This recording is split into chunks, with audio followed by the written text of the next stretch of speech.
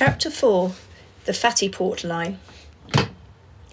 When Edmund found himself alone on a strange ship, when he saw Terry disappear over the horizon, and thought of their poor father, who by this time was probably anxiously searching for them, he nearly burst into tears. How he longed to be safely back at home, playing with his train! But he knew very well that a boy of 10 must not be a crybaby, so he pulled himself together and tried to understand what was going on around him. At first he was afraid of being seasick, but when he had crossed the channel it was always the pitching that made him feel ill, and this ship didn't pitch, it only rolled. So he began to feel very well and very hungry. The deck was crowded with armchairs, in which ladies and gentlemen were asleep. Some of these armchairs were made of leather, some of canvas, and still others were rocking chairs which rocked gently to the gentle movement of the waves. The sailors did not have armchairs, but they strolled casually about, some with their hands in their pockets, and others eating bits of bread and chocolate, or perhaps a piece of sausage or the wing of a chicken. Up on the bridge was the captain. He was seated in an armchair with a table beside him laden with cakes and things to drink. Everybody, captains, sailors and passengers, looked happy and good-humoured, but the extraordinary thing was that every single one of them was fat. Edmund had met, among his parents' friends, quite a number of plump ladies and gentlemen, but he had never before seen such a gathering of people with round tummies, huge pink cheeks, fat hands, and such a general air of contentment. Since he remained standing, an old lady with at least 4 chins beckoned to him. "You're a little surface boy, aren't you?" she said. "Yes," Edmund cautiously said. "I suppose so." "Of course you are," said the fat lady. "I could tell at once you were from the surface, but all the same you're a real Fattypuff, and of the best type." "I'm nothing of the kind," said Edmund furiously. "My father—" The sound of his voice had awakened some of the sleepers. An old gentleman with a white beard, whose tummy was about 2 yards round, and who was dozing in a red armchair decorated with gold, opened his eyes and looked about him. "What's the matter?" he asked.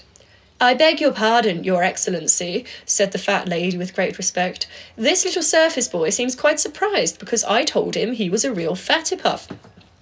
"My young friend," said the old gentleman kindly, "you should be proud of being a Fattypuff, particularly at a time when your brother Fattypuffs have just covered themselves with glory." "Who are my brother Fattypuffs?" demanded Edmund, in a voice which was still rather cross. "Tut-tut," said the old lady. "Don't you know that you're talking to the Chancellor, Prince Vorapuff? You should call him Excellency." The old gentleman smiled indulgently. "Bring me the map," he said. When it had been brought, he showed Edmund a map exactly like the one Terry had looked at, except for one difference. The island in the middle of the Gulf, which on Terry's map was called the island of Thinifers, was here called the island of Fattypuff. After Edmund had studied it for some time, the Chancellor said gently, "And now, my young friend, I am tired and must finish my nap. But don't run away. I'll get them to bring you a chair, a few biscuits and a history book, in which you'll be able to read everything you need to know before landing." He said a word to a young secretary who brought Edmund a book, which he regarded with some suspicion. But while Edmund was looking dubiously at this volume, a fat sailor approached. After putting down a small table on which was a steaming cup of cocoa and bowls of fruit and cakes, he pulled up an armchair. Edmund found this snack so tempting that he sat down, drank a sip of cocoa, ate a mouthful of cake, and opened the book, reflecting that the Fattypuff certainly knew how to live. The first page of the book was as follows. History of the Fattypuffs, Chapter 1. The Puffs. Invasion by Fatties. Plumperpuff. 1. 1023 to 1407. In olden times, our country was called Puffia, and its inhabitants were known as Puffs. The Puffs were renowned for their strength as for their gentleness. Although they were divided into numerous tribes, they never fought amongst themselves or with their neighbours. The Puffs had no king. Each tribe elected a chief who was also the high priest. About the year 800, the first of the race of horsemen known as Fatties appeared from the north in the desert of Sandypuff. The Fatties were as violent as the Puffs were easygoing. Although less numerous, they attacked the Puffs, occupied all the country north of Puffia, and there founded the town of Fattypuffs, which at first was their fortress. Thanks to their gentle way of life, the Puffs easily endured the domination of their new masters, and from the mingling of the two races, there emerged the race of Fattypuffs, who were at once as gentle as the Puffs and as brave as the Fatties. In the year 1023, a grand assembly of the chiefs of the Fatties and the Puffs resolved to recognise as their king Plumperpuff I, who was the son of a Fatty chieftain and a young Puffian princess. At the same time, the two united nations adopted the name of Fattypuffs and made Fattypuffs their capital. Edmund had got as far as this when the fat sailor returned, smiled at him, took away the cup of cocoa which he had just finished, and put in its place a big bowl of soup and some cheese straws. "Something more to eat?" Edmund said, quite timidly. "Luncheon isn't for another hour," said the sailor. "One has to keep one's strength up." Edmund, who was fond of soup, made no further protest. He leaned back in his chair and this time turned to the end of the book. "As I'm going to arrive in their country," he thought, "I suppose I ought to know the latest things that have been happening." This was the beginning of the last chapter. Plumperpuff the 32nd, 1923 to 19... New demands by the Thinifers, War of the Captive Armies, 1928, Treaty of Fattyville, 1929. King Plumperpuff the 32nd, who succeeded his father in 1923 after the glorious death of the latter in the middle of a tremendous meal, is one of the most remarkable monarchs yet produced by his illustrious family.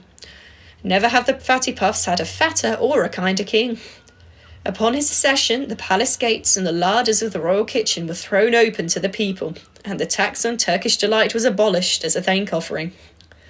Under this king, the Fattypuffs might have known perfect happiness had it not been for their neighbours, the Thinifers. "Thinifers?" thought Edmund. "That's like the world with that was written on the boat that Terry was on. Who are the Thinifers?" he asked the fat sailor, who remained near him. "Ah," said the sailor, slowly, and sadly raising his arms to the sky. "The Thinifers? I will tell you, but first, if you don't mind, I'll go and fetch myself an armchair." He returned a few moments later bearing an enormous sandwich which turned out to be stuffed with lobster salad and hard-boiled eggs and a glass of beer, and dragging a large armchair in which he seated himself next to Edmund. "The Thinifers," said he, pausing after each sentence to refresh himself, "are an extraordinary race who inhabit the opposite side of the Gulf. They are horrible to look at, being excessively thin, bony as skeletons and yellow as lemons.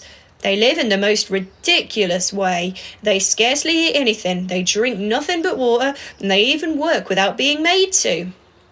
But all that wouldn't matter if they weren't so downright nasty. We Fattypuffs are so easygoing that we can put up with anything. We don't even mind people being different from ourselves. But the Thinifers want to force everyone to live as they do. For example, in the middle of the Gulf, there's a pretty little island called Fattypuff.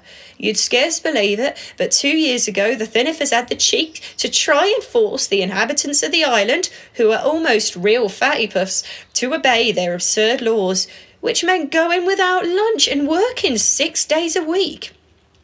They made such a fuss about it that the wretched inhabitants appealed to us for help, and we had to defend them." "Was there a war?" asked Edmund. "What?" explained the fat soldier in great surprise. "You mean you say you don't even know? Why, it was the most terrible war that's ever been known in the countries under the earth. It was called the War of the Captive Armies." "Why the captive armies?" "Because the two armies, as you'll see if you read the history book on your knee, both ended up by being taken prisoner." "How on earth did that happen?" "You read it out," said the sailor. So Edmund read aloud. "Since earlier wars had shown that it was impossible for an army to cross the desert of Sandypuff, the Fattypuff General Staff decided to attack the coast of Thinifer by sea. The army, under the command of the gallant Marshal Puff, embarked on May the 15th. The landing was a complete success. The land of the Thinifers was conquered without the slightest difficulty, and on June the 3rd, Marshal Puff entered Thinnerville. By an unfortunate coincidence, on the very same day, General Tactifer, commanding the Thinifer army, made his entry into Fattypuffs. For some months, the Thinifer General Staff had been secretly collecting stores and means of transport in order to cross the desert of Sandypuff, and since this was not defended, their enterprise had unfortunately been completely successful. But when the Thinifers, having conquered Fattyburgh, began to consider the problem of returning to their own country, they realised that in crossing the desert they had lost nearly all of their tanks and lorries. Moreover, they had no fleet. In fact, although they were conquerors, they were also prisoners, because they had no means of getting back. At the same time, the Fattypuff fleet, who had been treacherously lured out to sea off Cape Metapuff, was wrecked in a gale in the rocks known as the Iron Needles. So the Fattypuff army was also a prisoner in Thiniville. That is why this campaign came to be known as the War of the Captive Armies. In these circumstances, the two countries had no alternative but to sign an armistice. King Plumperpuff and President Bonifer met at sea off the frontier town of Fattyville and agreed upon the following terms. A. That the island of Fattyfer should remain neutral. B. That sea transport for the return of the two armies should be arranged. C. That a conference should be held at Fattyville the following spring to settle matters of detail. The army, under the command of Marshal Puff, returned at the beginning of October and was received in triumph. The Senate of Fattyburgh besought King Plumperpuff XIII to accept henceforth the title of Plumperpuff the Victorious, and Marshal Puff was made Duke of Thinifil. Having finished the book, Edmund closed it and drank his soup, which was excellent. Chapter 4.